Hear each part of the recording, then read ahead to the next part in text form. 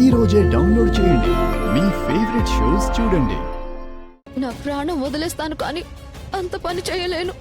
అయితే బ్యాగ్ సర్దుకుని మీ ఆయన ఎక్కడికి వెళ్తే అక్కడికి వెళ్ళు. అత్తయ్య గారు ఏమంటున్నారు? ఈ కుటుంబం నుంచి ఆయనను వేరు చేయడానికా నేను ఈ గడపలోకి కోడలుగా అడుగుపెట్టింది? నీ జీవితం చీకటి చేసుకోవడానికి కూడా కాదు కదమ్మా నువ్వు ఇంటి కోడలుగా వచ్చింది. అత్తయ్య గారు ప్లీజ్ అండి, ఆయనకి దూరమైన నా మూలంగా ఈ కుటుంబంలో వేరే కాపురం మొదలైనా ఈ గుండె తట్టుకోలేదు అత్తయ్య గారు. ఆ రెండిట్లో ఏది జరగకూడదు. ఆ రెండిట్లో ఏ ఒక్కటి జరిగినా నేను బతకలేను.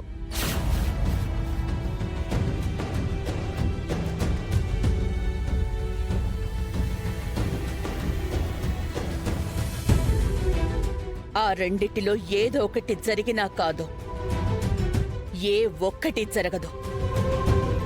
అలా జరిగితే ఇది ఆనంద కుటుంబం ఎలా అవుతుంది? మరి నన్ను బ్యాగ్ సర్దుకొని ఆయనతో వెళ్ళిపోమని అన్నారు కదా. ఇప్పుడు కూడా అదే అంటున్నాను, వెళ్ళు.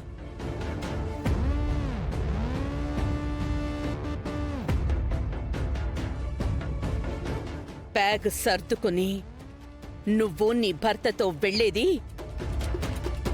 ఈ కుటుంబం నుంచి వేరవ్వడానికి కాదు, నీ కాపురం బాగుపడ్డానికి. ఈ క్షణం నుంచి నువ్వు నీ భర్తని నీ కోసం బ్రతికేలా మార్చుకోవడానికి వచ్చిన అవకాశం నీకు.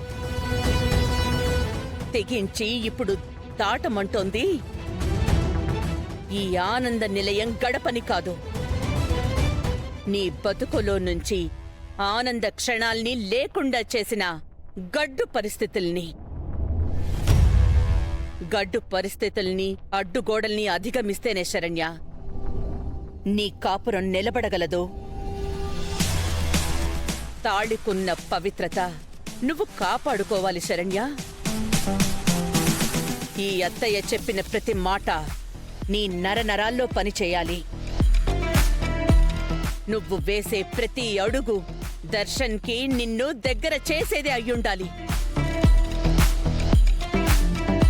కానీ అత్తయ్య గారు ఆయన నాకు అవకాశం ఇస్తారా?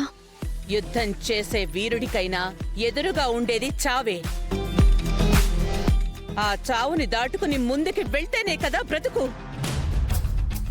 ఏ అవకాశమైనా మనం చేసే యుద్ధం మీదే ఆధారపడుంటుంది, భయంతో కాదు శరణ్య.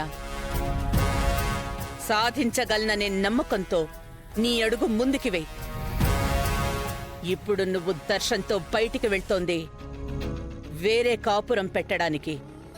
ఇది నీకు హనీమూన్ ట్రిప్. ఈ ట్రిప్ ముగిసే లోపు దర్శన్ని నీ వైపుకి తిప్పుకోవాలి, ఓకే? ఈ ప్రయాణాన్ని నువ్వు బ్రేకులు లేకుండా సాగించడానికి అనుకూలమైన వాతావరణం నీకు నేను ఏర్పాటు చేస్తాను. నీ వెనక నేనున్నాను. అత్తయ్య గారు వెళ్ళి నా భర్తని నా సొంతం చేసుకుని తిరిగి వస్తాను.